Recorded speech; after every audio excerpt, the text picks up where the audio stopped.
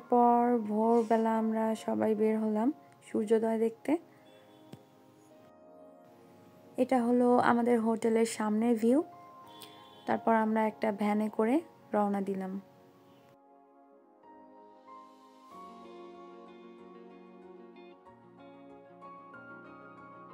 এদিকে ঘুম থেকে উঠতে আসলে অনেকটা দেরি হওয়ায় আমরা আর পরে যেতে পারিনি। আসলে অতিরিক্ত কুয়াশা থাকায় আর সূর্য দেখা যাচ্ছিল না, তো আমরা পরে বিচে গেলাম সবাই মিলে। সেদিন আসলে লোকজন অনেক বেশি ছিল বিচে, কারণ তাদের রাস পূর্ণিমা চলছিল। আপনারা দেখতেই পারছেন কতটা ভিড় ছিল।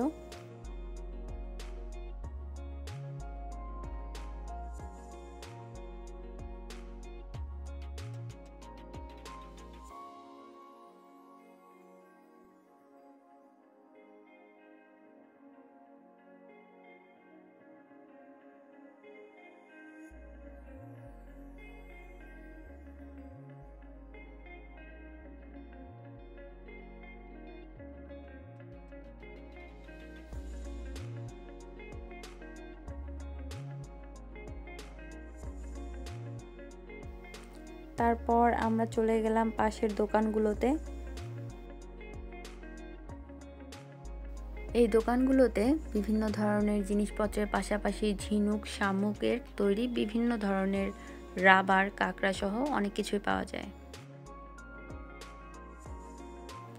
তারপর খাওয়া দাওয়া শেষে আমরা রওনা দিলাম রাখাইনপল্লীর উদ্দেশ্যে। সবচেয়ে বেশি হাসি খুশি ছিল আমাদের মিনিকেট, দেখতেই পাচ্ছেন।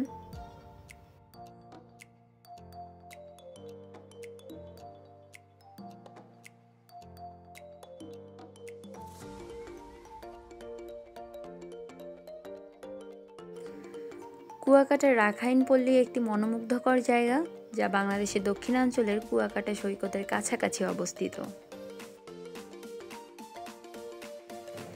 এটি মূলত রাখাইন সম্প্রদায়ের আবাসস্থল, যারা মূলত মিয়ানমার প্রাচীন আরাকান থেকে এসেছেন। এই পল্লী রাখাইন সংস্কৃতি, ঐতিহ্য এবং জীবনযাত্রার একটি অনন্য প্রতিচ্ছবি তুলে ধরে। এই তো কথা বলতে বলতে পৌঁছে গেলাম রাখাইনপল্লীতে।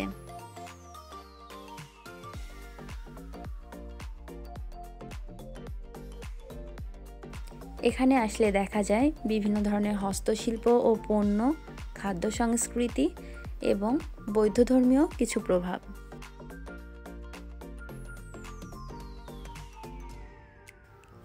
রাখাইন জনগোষ্ঠী তাদের ঐতিহ্যবাহী পোশাক, খাদ্যাভ্যাস এবং হস্তশিল্পের মাধ্যমে তাদের সংস্কৃতি রক্ষা করেছে। বিশেষ করে তাদের হাতের কাজ, যা স্থানীয়ভাবে পরিচিত রাখাইন লুঙ্গি নামে খুব পরিচিত। এই দোকানটাতে আব্বু আম্মু সহ আমরা সবাই বিভিন্ন ধরনের চাদর এবং জামা কেনার জন্য এসেছিলাম। রাখাইনপল্লীতে গেলে রাখাইনদের হাতে তৈরি নানা ধরনের তাঁতের কাপড়, ব্যাগ ও গৃহস্থলী পণ্য পাওয়া যায়। এগুলো সকল পর্যটকদের মধ্যে খুবই জনপ্রিয়।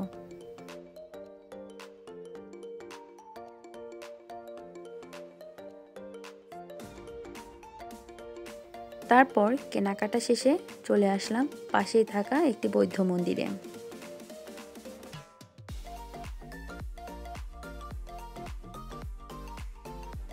রাখাইনপল্লীতে বেশ কয়েকটি বৌদ্ধ মন্দির ও প্যাগোডা আছে।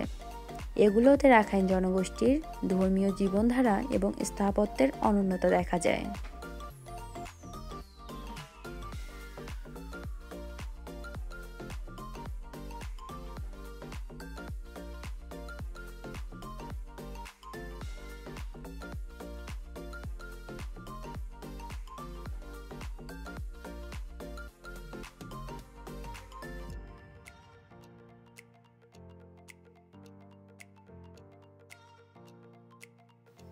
চারপাশের পরিবেশটা অনেক বেশি সুন্দর। আমরা এখানে অবশ্য কিছু ছবিও উঠিয়েছিলাম।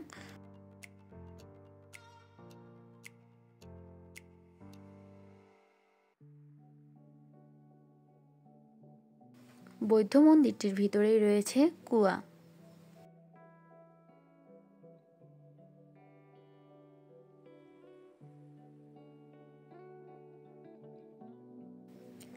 স্থানীয় রাখাইন সংস্কৃতি জানার জন্য তাদের হস্তশিল্প ও ঐতিহ্যবাহী পণ্য কেনার সুযোগ রয়েছে শুধু রাখাইন পল্লীতেই। রাখাইন খাবারের স্বাদ নেওয়ার এবং বৌদ্ধ স্থাপত্য দেখার জন্য কুয়াকাটা বেস্ট। তারপর আমরা ফিরে এলাম আমাদের হোটেলে।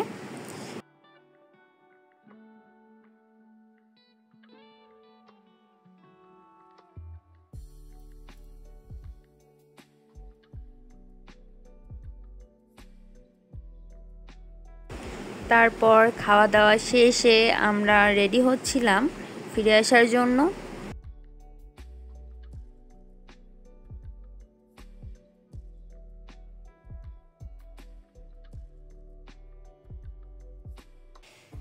আপনি যদি কুয়াকাটা ভ্রমণের পরিকল্পনা করেন তবে রাখাইন পল্লী সহ অন্যান্য জায়গাগুলো ঘুরে আসার চেষ্টা করবেন।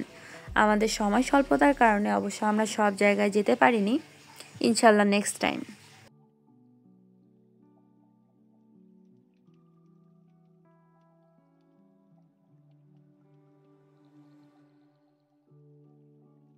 তো এই ছিল আমাদের কুয়াকাটা ভ্রমণ। ভিডিওটা সবার কেমন লাগলো কমেন্ট করে জানাবেন। আজকে এ পর্যন্তই। আপনারা সবাই আমার জন্য দোয়া করবেন। আসসালামু আলাইকুম।